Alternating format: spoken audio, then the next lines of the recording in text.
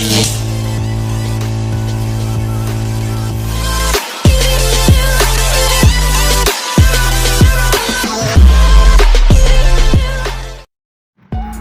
may ayusin tayong Isuzu Elf na may lagatok tapos nagwawala yung manibela pag nalubak. Pag medyo matuloy yung takbo mo, pag nalubak, nagwawala yung manibela, nagwiwigil. Ayan, tinignan ko yung mga center post. Ayan, ano niya, malaki lang yung clearance, tapos tie rod end, pati yung center link niya may kalog na rin. Okay, ito yung ano niya, idler arm. Yan yung center link, tsaka itong drag link niya. Ito, umpisa na nating kalasin tong mga suspension linkage niya. Ito, tanggalan ko ng nut na yung drag link nya, mga pin.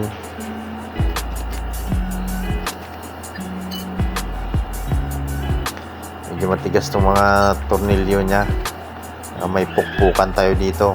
Yan, ito palitan na rin natin tong ano nya kasi kumakalog na rin, para isang gawaan lang. Ayan, ano yan, drag link. Medyo matigas tong kapit nung kabila niyang ball joint ng drag link.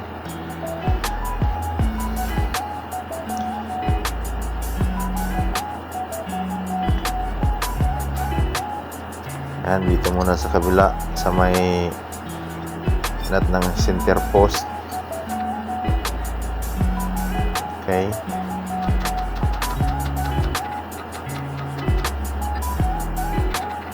ito yung tie rod end, luwagan na rin natin.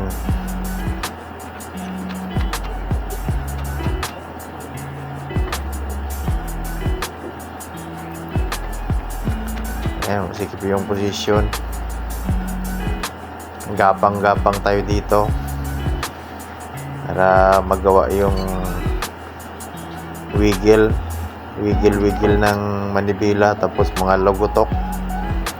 Pag nalubak to, lumalagatok, tapos pag nakaapak sa lubak na medyo mabilis yung takbo, biglang magwigil yung manibela, kaya delikado na. Kaya palitan natin to ng mga tie rod end, center link, may kalog na rin.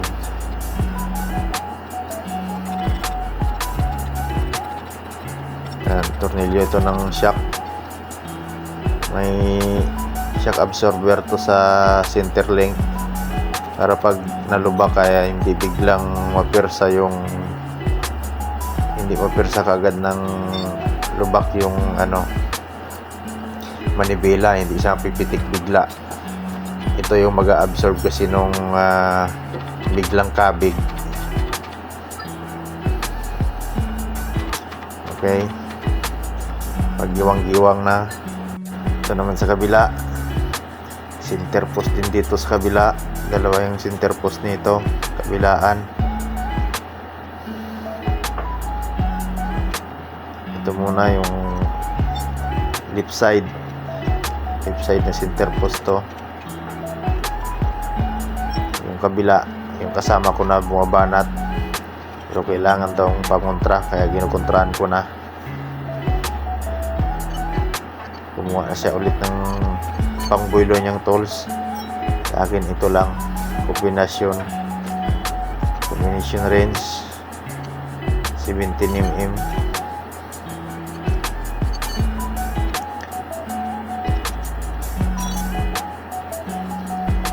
Gapang-gapang talaga sa ilalim to kasi nagkakapuwing tayo rito.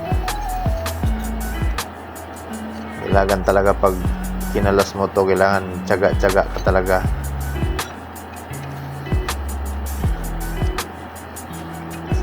Sanay naman tayo dito sa tiyagaan. Ayan, itong sa kabila nito, ito yung right side center post nya. Mahal din na mamahal ng mga pyesa nito.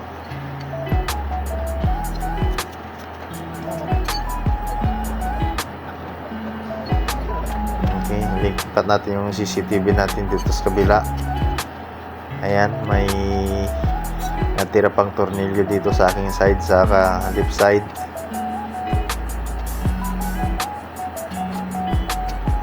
Ano yan,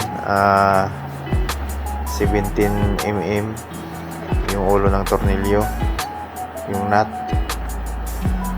Ayan, ginigawang-giwang ko para mailabas, pero makapit pa rin. Ayan, pull out ko na siya to ng buuhan ko ng ibaba.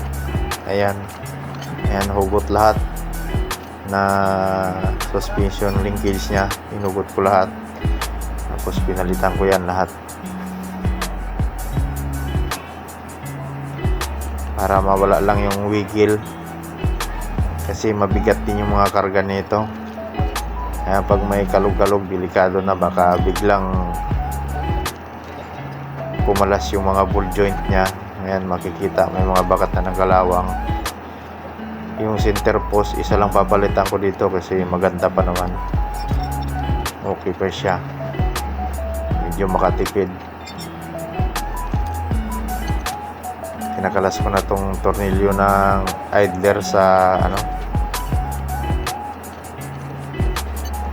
idler sa center link. Ito naman yung sa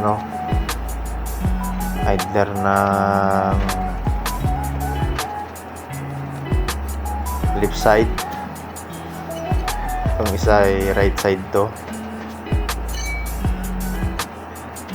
Ayan, left and right yung nya, center post.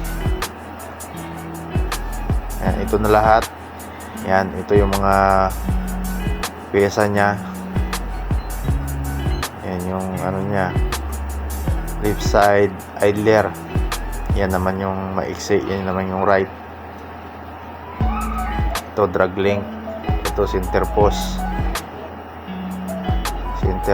right, center post left, ito tie rod end left, tsaka tie rod end right. Ito yung center link, mahaba. Okay, sinukat-sukat ko na yung sukat. Kailangan pantay tong tie rod end nya, kabilaan pareho yung haba. Ayan, pati yung bago, ito yung bago, sinukat-sukat ko rin kung pareho lang ba sa luma, para wala nang, hindi na tayo magpa-camber. Ito nang gagawin natin, diretsuhan na tong kasama na camber dito. Kailangan ko ano yung sukat nung dati, babalik natin yung haba nya. Ayan, pinaglalaban ko na yung mga tools. Okay, ayan, ito yung adjuster ng tie rod end nya, yung sa gitna. Ibalik lang natin to kasi okay pa naman, wala namang problema to. Yung problema lang itong tie rod end, maluluwag na yung mga ball joint.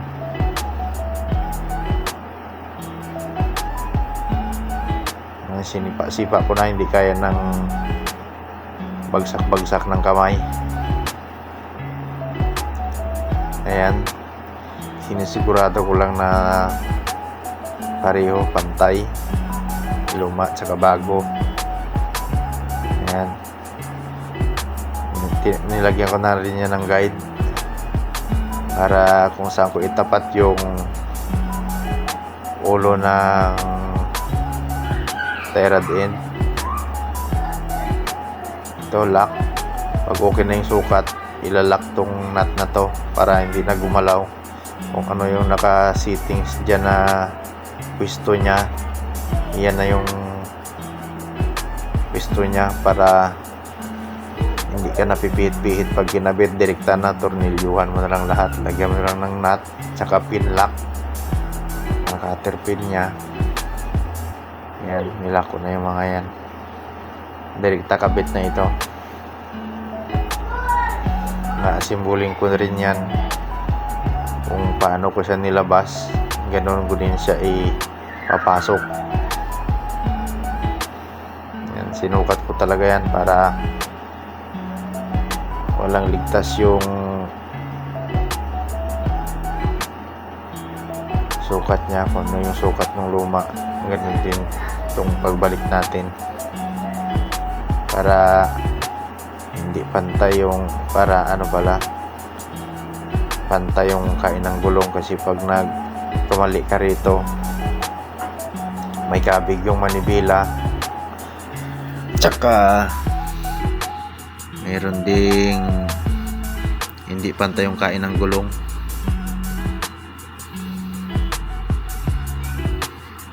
Yung partner ko tulong-tulong ng pihit ng tornilyo.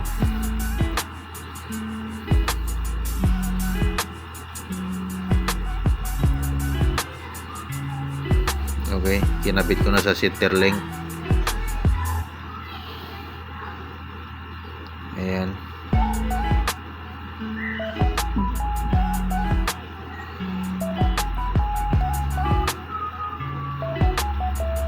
Okay.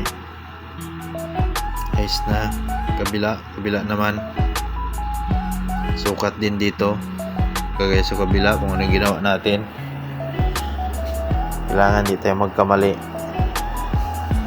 Pag nagkamali, di uulitin na naman natin.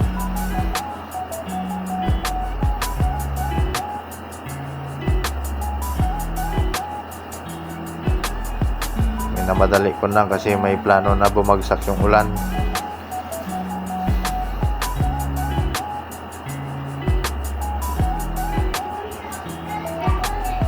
Matigas. Ayan, ito na yung bago. Ayan.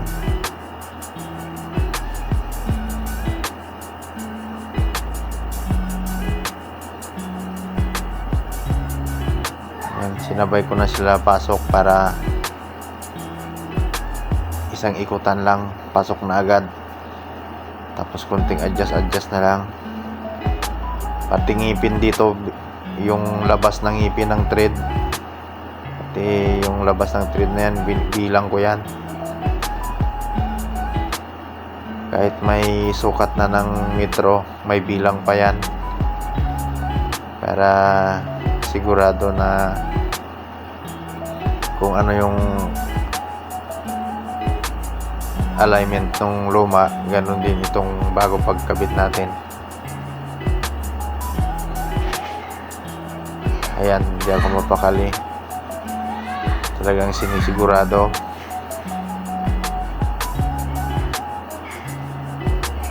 Suspension linkage assembly. Ang sakit nito, nagbibigil kaya nagrereklamo yung driver.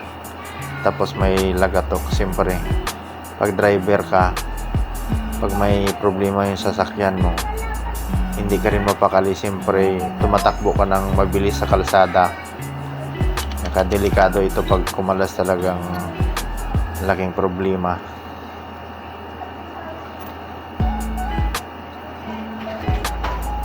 Okay. Ito yung center link nya. Ayan, nakabit ko na kabilaan. So, ang center link na to, nakakabit din to sa magkabilaang idler arm, na nakakunig naman yung idler arm sa center post. Yan, hinigpitan ko na. Lalagyan ko yan ng lock, pin lock.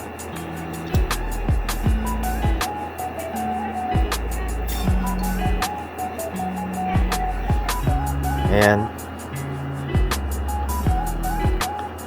lagyan ko na ng lock para siguradong hindi na atras, puro na lang pasubod.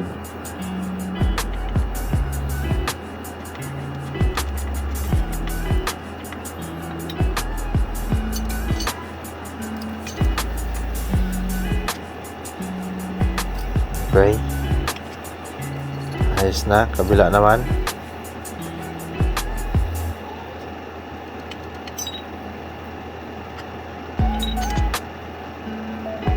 Alright, ito na siya.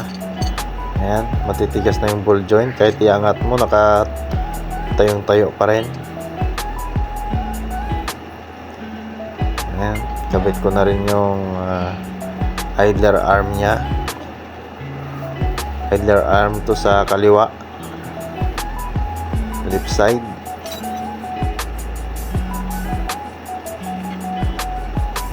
Ayan, yan yung center post clip nya.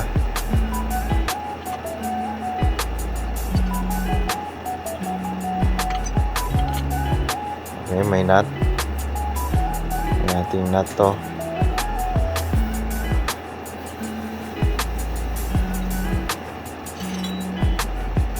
Para pag sinalpak natin dun sa kinabit natin dun sa ilalim, hindi na tayo ito yung kanan niya ng center post, bago ito pinalitan natin. Pag sinalpak natin dun sa ilalim, igiwang-giwang na lang natin, hindi na natin pagkakabit doon, puro na lang pagiwang-giwang sabay tornilyo. Ayan na siya. Ganyan yung ilalim niyan. Ganyan yung pwesto. Ito, inakat ko lang. Ayan. Diyan natin idaan. Papasok natin dyan. Kung saan siya lumabas, dyan din siya papasok. Ay, yung partner ko, inabot na yung sa kabila. Basa na yung lupa. Yung simento. Yung sahig. Naulan na. Umulan na kanina. Okay.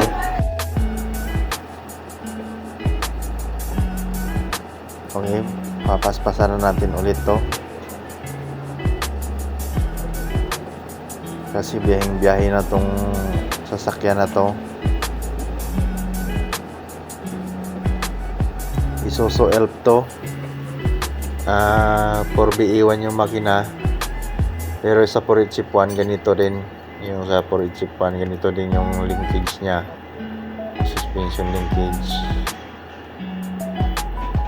steering linkage,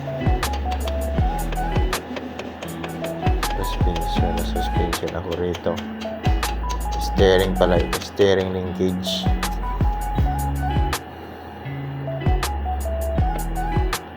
Ganito yung mga ball joint ng suspension type na chassis. Kinabit ko na yung center post. Ito yung ano nya, drag link, bago na rin to, buo rin. Yan, kasi hindi naman napapalitan yung ano nito, ball joint. Maghihinang-hinang pa tayo. Ito yung ano nya, fittings, bombahan ng grasa. Lagyan natin ng grease yan para kahit papano tumagal. Okay, kabit ko na yung drag link nya. Nakakonect to sa pitman arm. Tapos yung kabila nakakonect dun sa may idler arm. Okay. Sa mga nanood ng video ko na to, sana nakakuha kayo ng idea kung paano mag-backlash kabit, magpalit nitong ganito. Thank you sa mga nanonood. Maraming salamat mga boss, mga sir.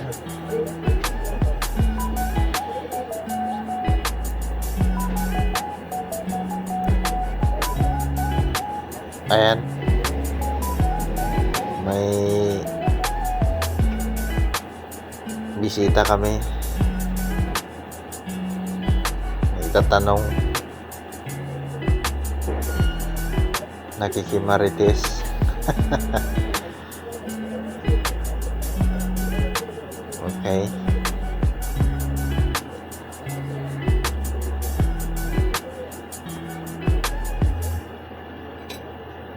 Ayan, pinipili talaga isalpak. Lagi ko na itong natiterm ng salpak Ganun talaga.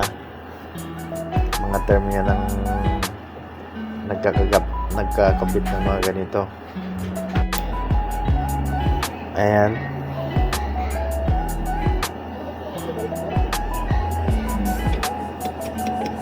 Isentro ko na yung nut ng drag link. Okay. Okay, guys. Malapit na matapos. Mamaya titingnan natin kung paano gumalaw-galaw. Ayan.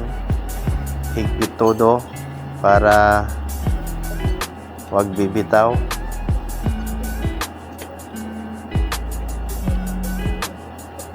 Ito, center post.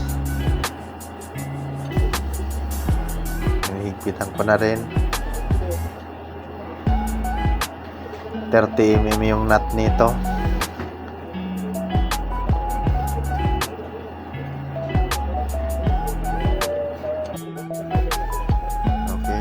Malapit na matapos. Hindi ko na nabidyan tong pagkabit ko ng tie rod end kasi umambon ulit. Ngayon titesting na namin. Okay, ito titesting na namin. Pwede na natin may aalog pa ba. Okay, wala na. Swabe na yung ano niya, galaw. Sa loma ay pag inikot mo yung pag gumalaw, mag-aangat siya, may bababa. Kaya nagigigil yun sa lumalagat ko kasi mga kalog na yung mga bolt. Okay, yun lang. Thank you guys.